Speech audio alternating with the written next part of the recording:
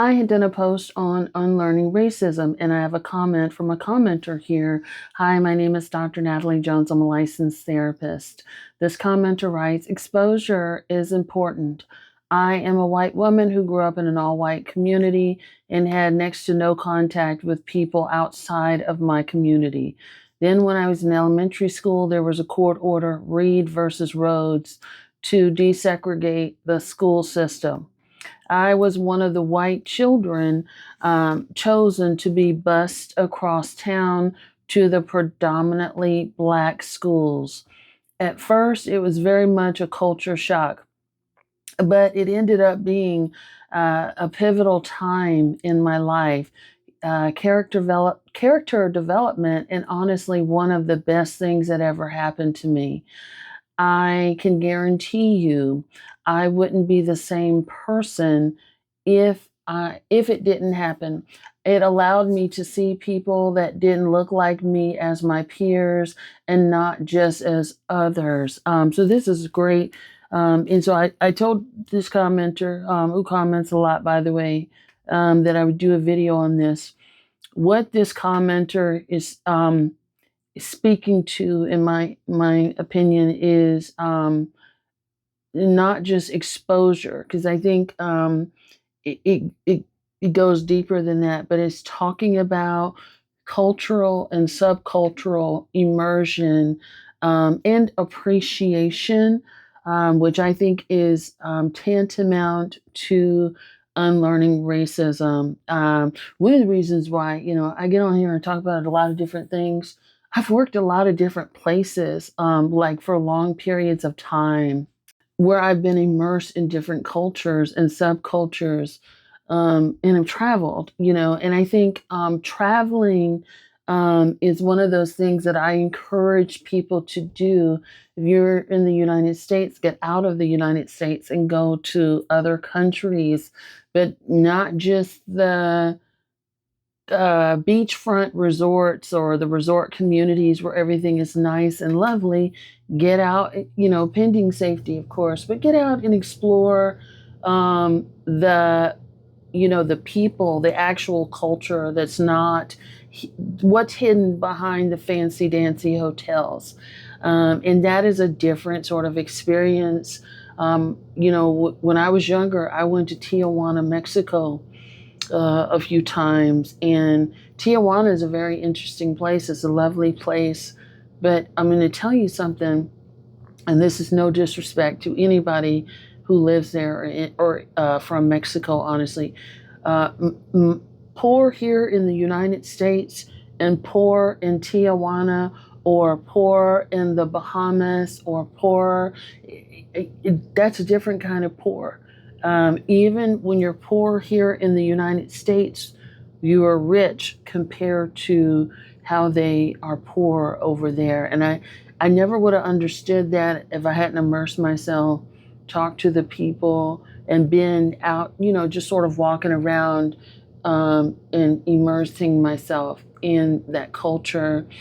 And you get to see a lot of that, but just immersing yourself, having conversation, learning the dialect with people to actually stay for a period of time, trying their food, seeing what their life is like, what struggles are like.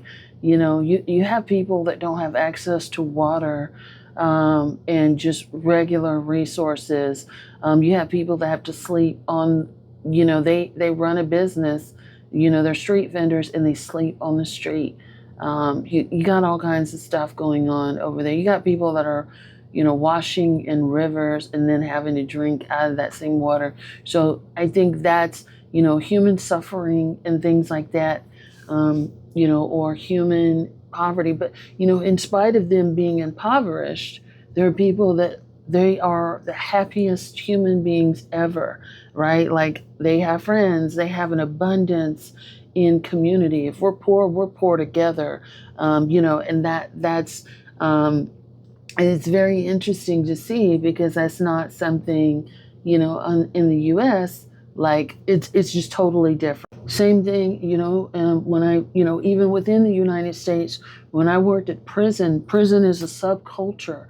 and within that, there's other cultures, working with, officers versus mental health people and inmates. Inmates is a different culture, and not only that, but the cultures can shift. When I started working in prison, it was mostly all black guys that were in there. You have some white guys in there, but you had a few Asians, few Southeast Asians. You got the Native American folks over there, but it was mostly blacks. When I left prison, and I wasn't there, I was there for 4 years and 7 months. When I left, it was mostly all Mexican, and I never forget. Somebody asked me one day, "Why don't you learn Spanish?" When I worked in, I'm like, "Why would I learn Spanish?" And I took a look. Almost everybody there was Hispanic. So even within a community like that, it's just shifting, and just allowed me to immerse myself, and even within that, immerse myself with the transgender population, gay population, down low culture, all of that, even lesbian culture, in which I haven't done a video on that, but male-centered lesbian, that was also a culture, a cultural shock that I hadn't experienced as much prior to that. What I have an appreciation for that, even though all my experiences weren't pleasant, I have an appreciation for that. I can understand that, and I know that, there was this big push to get rid of DEI and things like that, but it is tantamount to undoing biases and understanding the world works. And just even living in different cities. I lived in Chicago for 2 years, and I'm going to tell you something, like Chicago is like a whole other planet. California is a whole other planet. It's unlike any place else in the United States. Even when I go back to Chicago, I know as soon as I step foot on Chicago soil that I am back in Chicago, because people can be hostile. Last time I went there, a woman, as soon as I landed, boom, got hostile. I'm like, oh, God, I miss this place, but it's like, it's definitely a culture, and it's a way to speak and communicate and interact with people over there versus being in the South is a way to speak and interact with people over there. So you do have to immerse yourself. And I've been blessed in that I've worked a lot, not just with mental health and substance abuse, but, just being, just kind of had a lot of different experiences working in retail, working with my father's construction company, because I've done a couple of videos on construction, helping my brother study for his contractor's exam. So within the whole, construction community or sub-community or subculture. So it's really sort of immersing yourself, learning about those people, and really appreciating what you've learned, even if it wasn't in the moment, like just being able to look back as I talk to you all, all the time, and just really being able to appreciate, talking with and working with all kinds of people, and I think that's a skill, but I have to be willing to immerse myself in cultures. And if I didn't have prior experience immersing myself, I couldn't work with predators either.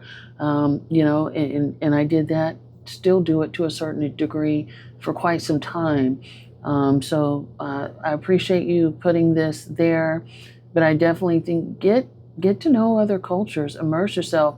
Don't just go to a taco stand and say, "Oh, I've immersed myself in Hispanic culture." Get out and go travel, speak to people, live other places, learn new skills, but interact with your community. So thank you again, and I appreciate your response. Like, comment, follow, and share. Thank you so much.